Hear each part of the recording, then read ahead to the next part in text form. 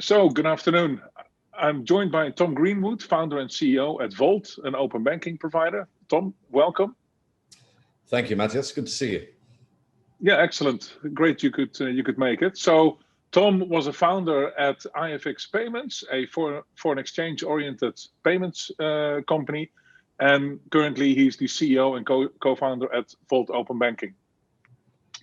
Tom, we get a lot of questions on open banking, and we have an audience that is not always very payments oriented.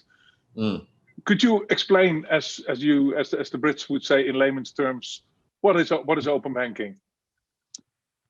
Yeah, great.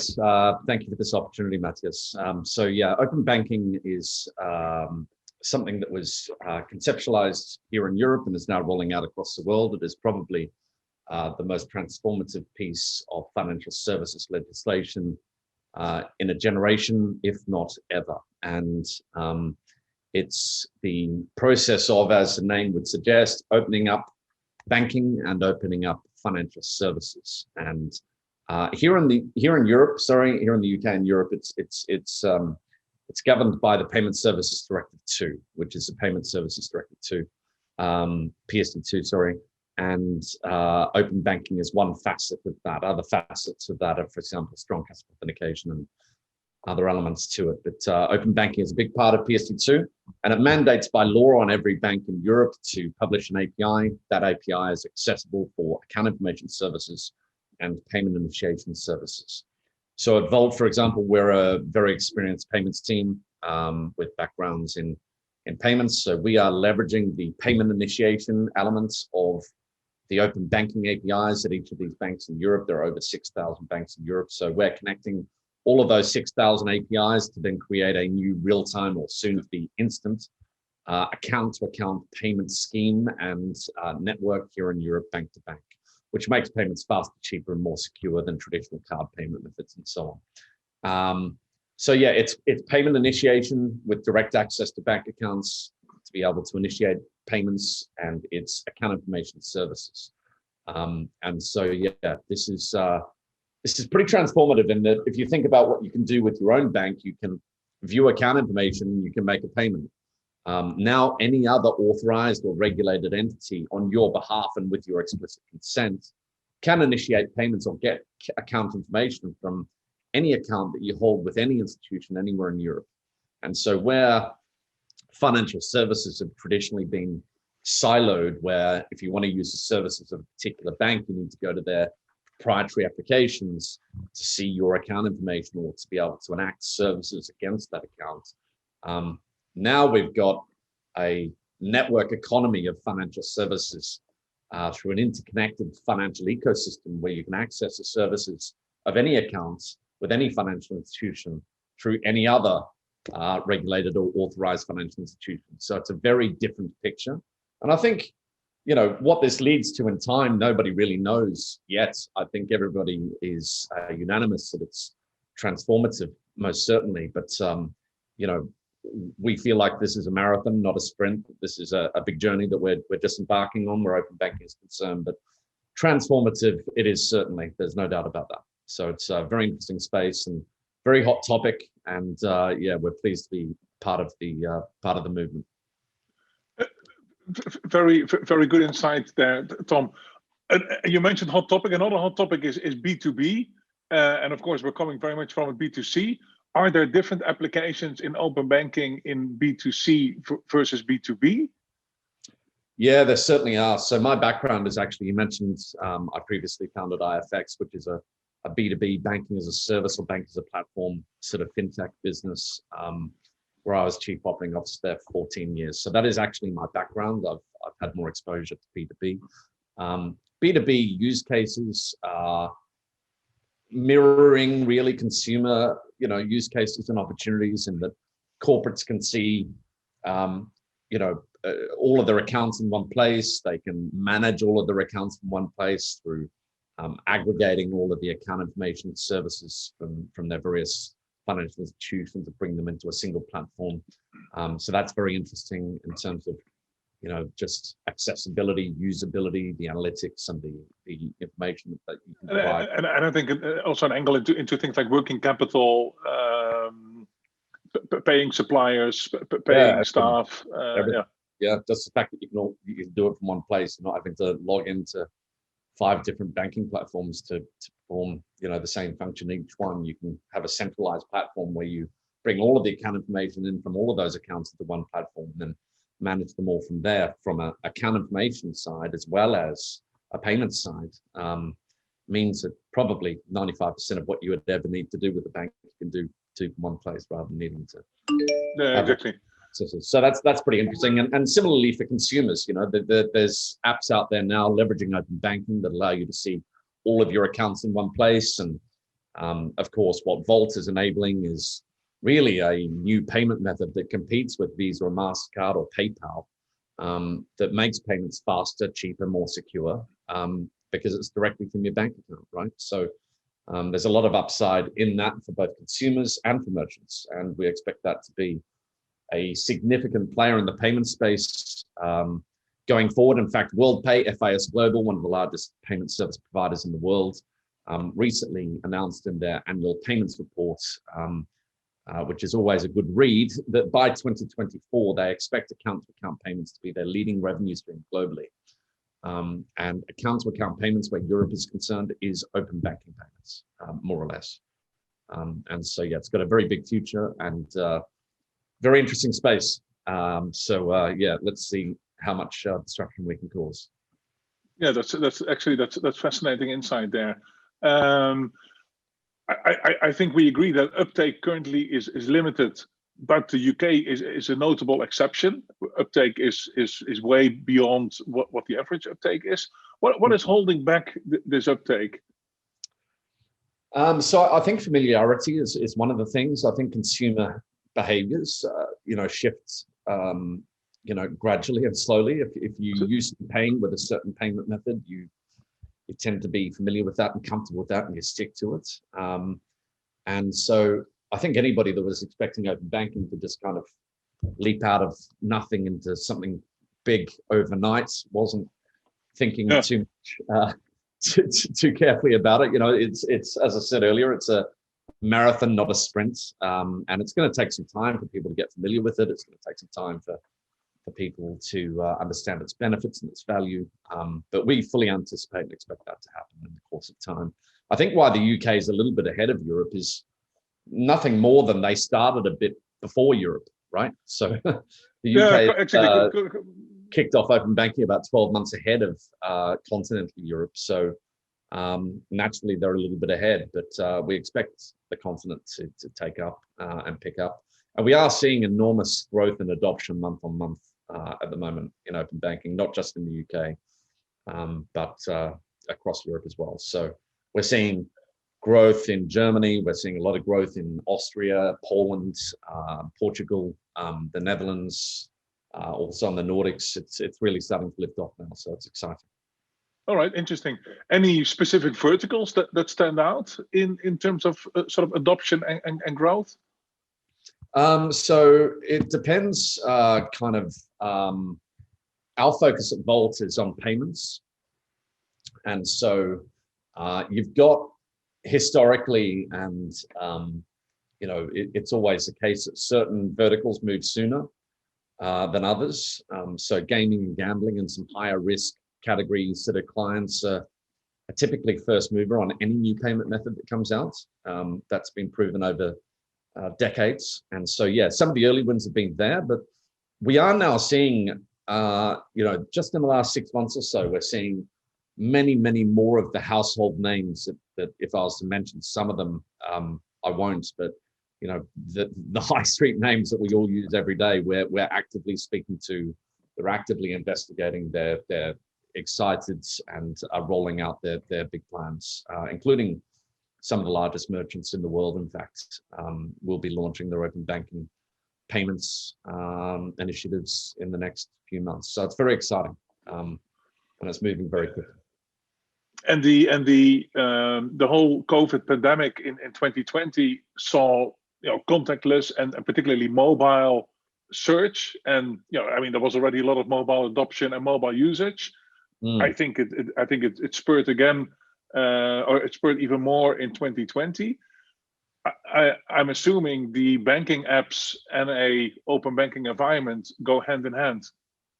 Yeah, they do. They do. COVID hasn't been a good thing, has it, in any way, shape, or form? But what has been a beneficiary of it is certainly e-commerce and e-payments and contactless. I think one of the things that I've seen is when you travel to Asia or to China, you see QR codes are very much a part of life over there. Here in Europe, not so much, in the US and other sort of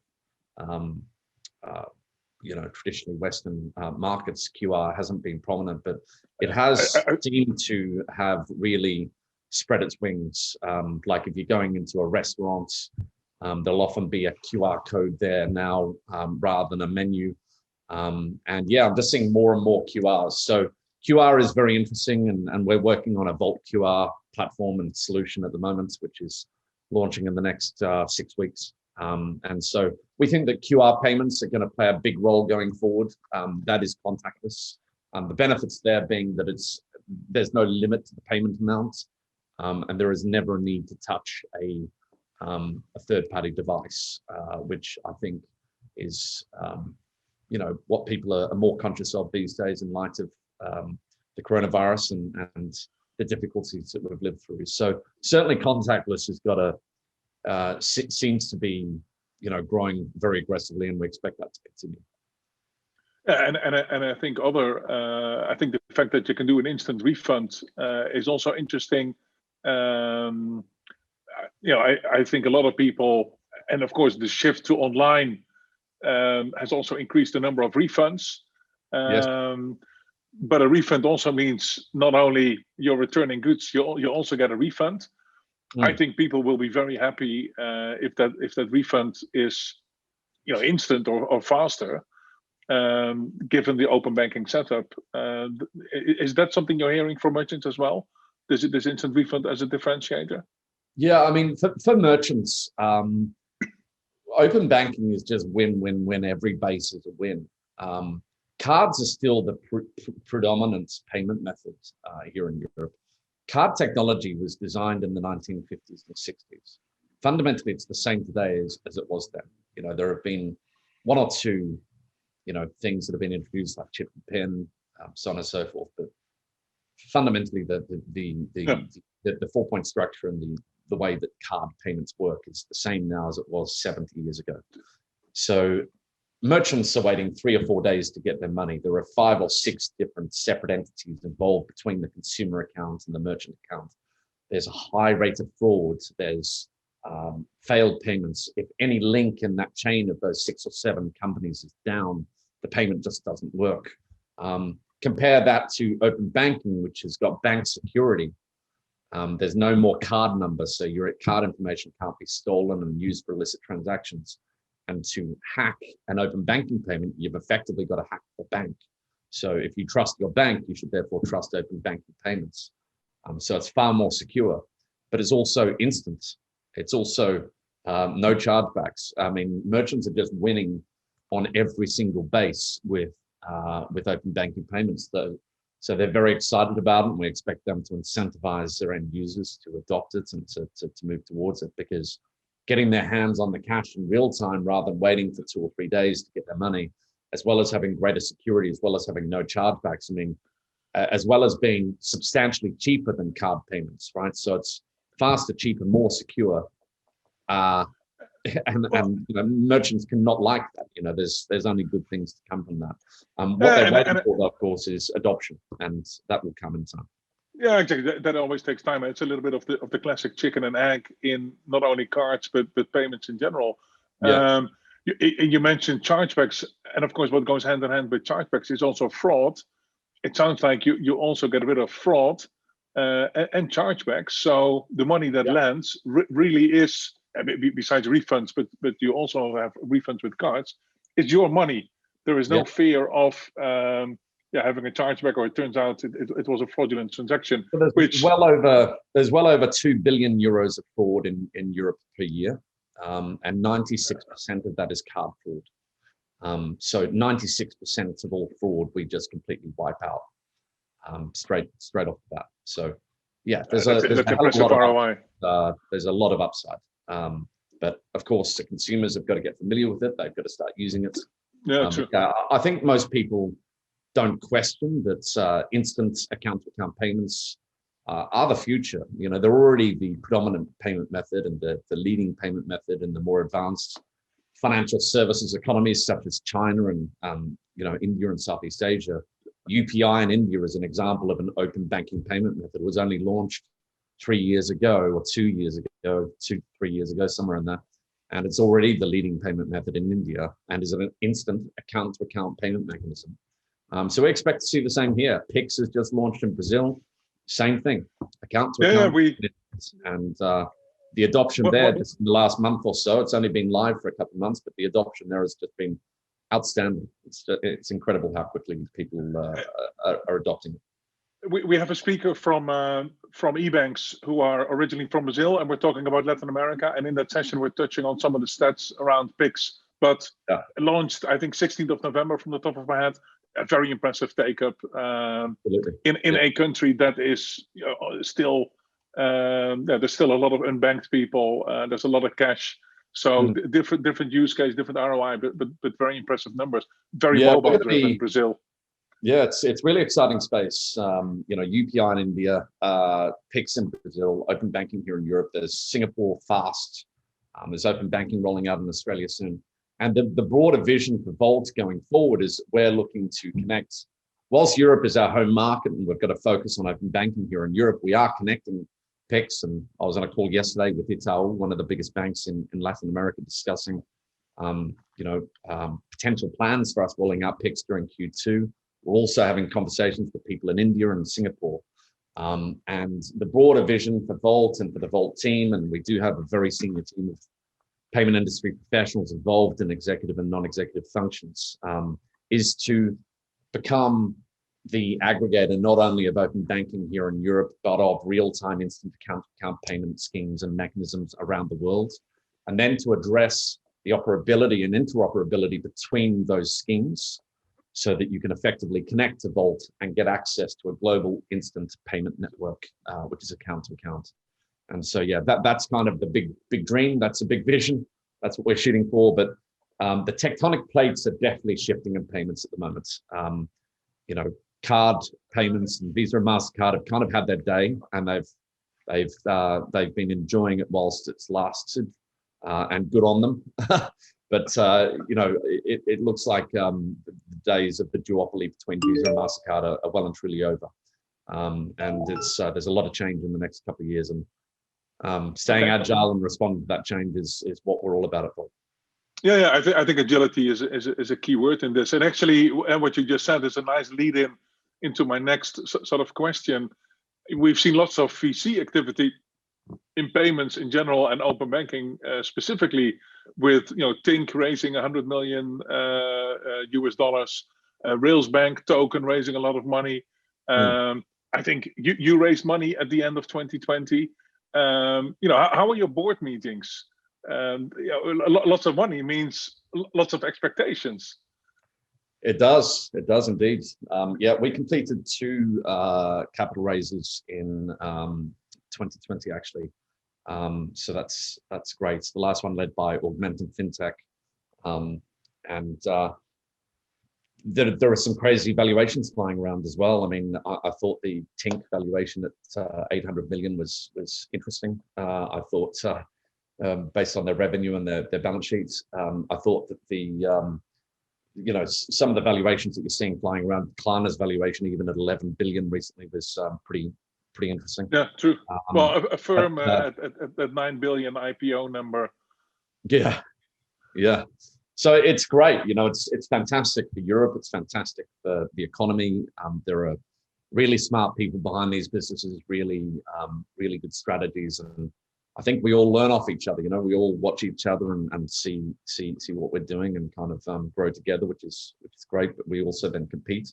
I think for the right businesses and for the right teams, there's always capital available. I think VCs are continually looking for dynamic teams and experienced teams and teams with good ideas to put their money behind. And we're certainly at Volt finding no lack of interest. I'm actually having to bat away quite a few VC calls at the moment. The challenge with speaking of VCs is if you take one call, you've kind of got to take the next call and the next call after that. Then you can spend more of your time speaking to potential investors than you can actually focusing on the day job. So we have put a bit of a pause on our VC discussions at the moment, having completed another raise just recently, in order that we can really focus on the job for now. And we'll come back to have politely decline to the market, yeah. But we'll go back to have the discussion with the VCs a bit later on when we're closer to when we next want to do.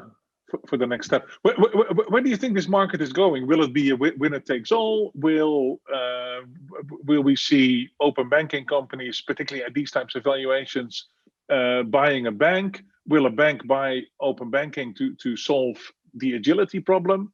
You typically see the incumbent old-fashioned bank, let's say, struggle with anything to do with agility. And any thoughts on that? Yeah, well, that's a fully loaded question, Matthijs. It's anybody's guess where this thing goes. I mean, it's not anybody's guess. That's the wrong answer. I think you can expect to see the big incumbents, buy opportunities they like to protect their position. They're fairly entrenched, of course. They've got big balance sheets. They've got big checks that they can write. We saw Visa write a pretty big check to buy open banking company, 5.4 billion. And we saw MasterCard follow up within a month or two to buy Finicity. So, MasterCard and Visa and American Express, these are the sorts of companies, and PayPal. PayPal are actually one of the leading investors behind Tink. Alibaba are one of the leading investors behind Tencent. Sorry, no. I got that wrong. Alibaba are one of the leading investors behind another open banking company. Tencent are one of the leading investors behind TrueLayer. So a lot of these big payments companies are very aware of the threat that open banking presents and are already actively investing into the industry. So you get, if you're not at the table, you're on the menu type. No, exactly right. Yeah. Exactly right. And attack is the best form of defense sometimes, So I think they've already very much got their finger on the pulse where open banking is concerned. The biggest payments companies in the world, they're already actively investing and researching the market. And I think we can expect them to continue to protect their position through acquisition. I don't think that would be a surprise for anybody. No, exactly. That's a good exit opportunity for us when the time's right, of course, although we're not looking for an exit or even thinking about that at any point in time in the next few years. But we're sure there'll be ready-made buyers when the time comes. Sure. Excellent, Tom. Many thanks for your great insights. For anybody who has questions, either Tom will be around on the platform or reach out to myself. I will make sure that Tom gets back to you to answer your questions.